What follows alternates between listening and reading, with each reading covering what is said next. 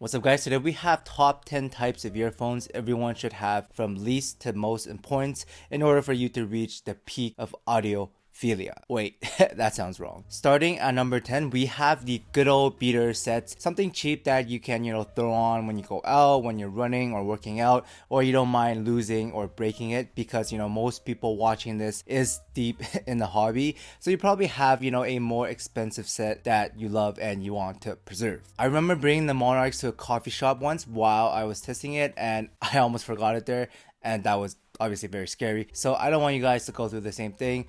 Find a cheaper beater set. If something happens to it, it's not the end of the world. At number 9, we have IEMs with different driver types. Now this can be a bit harder because if you want premium drivers like the Sonyans or the Knowles, you're gonna have to pay more, especially for quote unquote real ESTs. And there's also like a lot of different combination with the hybrids, tribrids, quadrids. So it's not gonna be the most financially realistic for everyone, but the difference is there. And I think every audiophile should at least try and experience how each different driver types affect the sound. For example, BAs alone have different characteristics to them, with Sonyans being smoother, Knowles, having more bite, and the custom ones often being associated with having a metallic and sharp timbre to them. So it's nice to have, but not super important. Then moving on, at number 8, everyone should have an IEM that's good for EQ. I would recommend looking for sets with like a smooth graph that doesn't have too much peaks, dips, or scoops that makes it harder to EQ. For example, the Tangent 1 3.5 is good, the EM6L or the Nova. These are very helpful when trying to determine what type of sound you like,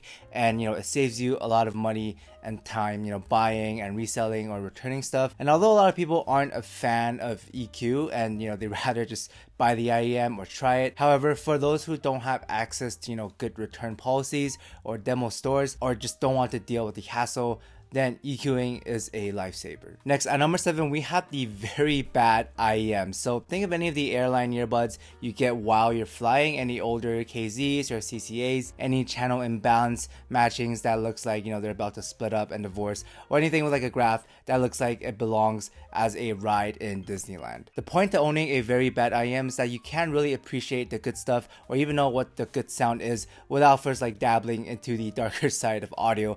This also helps give you like a baseline or an example for what to avoid in the future, so you don't waste your money and torture your ears. Then at number 6, we have the IEM that you don't like. Now this doesn't have to be horrible sounding like the previous one. It could just be a sound signature that you don't particularly enjoy personally. So for example, I really don't dig the flat, thin, boring kind of sound, so I would have something to remind me of that, and usually it's something very cheap like the OG Chews or stuff like that. And the point of this again is to find what you don't like so you can avoid it in the future and not waste your money, as well as to figure out which reviewer you can follow or which to avoid depending on how your preferences match up with theirs, so you don't buy accidentally something you don't like because they liked it and you don't like it. Next, at number 5, we have the technically capable IEM. Now this doesn't have to be expensive, but usually they do cost slightly more than the normal just by nature. For example, the Super Mix 4 isn't super expensive, or like the Nova, but it's still a good bit more to most people. Now the point of having a technical IEM is to help you pick out the details and nuances in the song that you would have otherwise missed before, and this acts as like a baseline of comparison for your other stuff, as well as how much detail you can expect given a price range, which helps with the value proposition and just future purchases. But more importantly, it gives you an idea of how much trade-off you're willing to give in order to pursue a more enjoyable tuning, because often you can't have the best of both worlds. Usually something a more technical IEM might not be a favorite tuned IEM. Then at number 4, we have the good old safe all-rounder that does nothing wrong, but it doesn't do anything amazing either. It's a jack of all trades. It's pretty self-explanatory. It's a safe purchase. You're not going to run into any quirks or regions that are more highlighted than the other. It's often not going to be a favorite IEM, but it's low risk, and if you don't know what type of sound you like yet, then you can't go wrong if you pick something up like the Nova or the Super Mix 4, for example. It's a good starter tuning, it's well balanced. You can just turn your brain off and you're not gonna have to worry about anything. It's inoffensive. It works very well if you're focusing on something else like studying or working, for example. But at number 3, we have the total opposite to an all-rounder, which is a niche IEM that has a unique tuning. These type of IEMs usually excel and focuses on certain genres and songs. It's often a hit or miss depending on your library, but even though these aren't a jack of all trades that plays back the vast majority of music very well but never amazing, it does however specialize in the ones it targets, because once it hits, it hits. Some examples of this would be the original EJ07s, the RS5, the Estrella, and the Explorer. I personally prefer the unique sound more than the all-rounders because if I'm going to focus on listening to music, then I want the music to sound as best as possible in that genre and, you know, not just fine, which the all-rounder just can't do. Even though they might be 8 out of 10 in most scenarios, they will never reach that 10 out of 10 for certain tracks. But moving on, at number 2, we have the good old neutral IEM. So think of a set that's as uncolored as possible. So something with a good amount of ear gain on permits, but not boosted in the low end or the treble, with often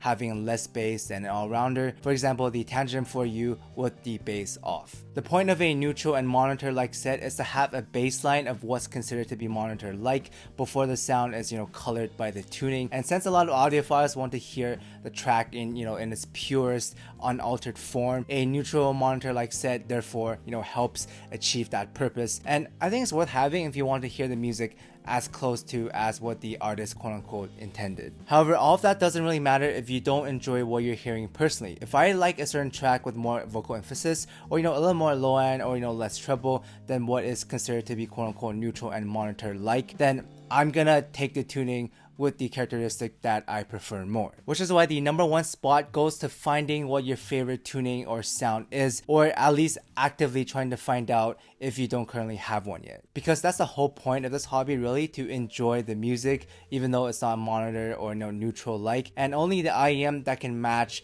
your library the best can allow you to enjoy your music to its fullest. Obviously, I can't really recommend you your favorite set since, you know, I'm not you, right? But I found that often people's favorite sets tend to lean towards a more unique, different sound signature from an all-rounder, which hits that special spot for when certain songs comes on. So next time you run across a weirder looking graph different from Harman, Diffuse Field, or Meta, you know, why not give it a shot? Because who knows, it might just be your next endgame or your favorite IEM. Unless, you know, it looks like this, then avoid it, but you know what I mean. But yeah, aside from that, I hope this guide was helpful. The Cadenz is still on its way. It got stuck in customs, so expect the video in the next few days.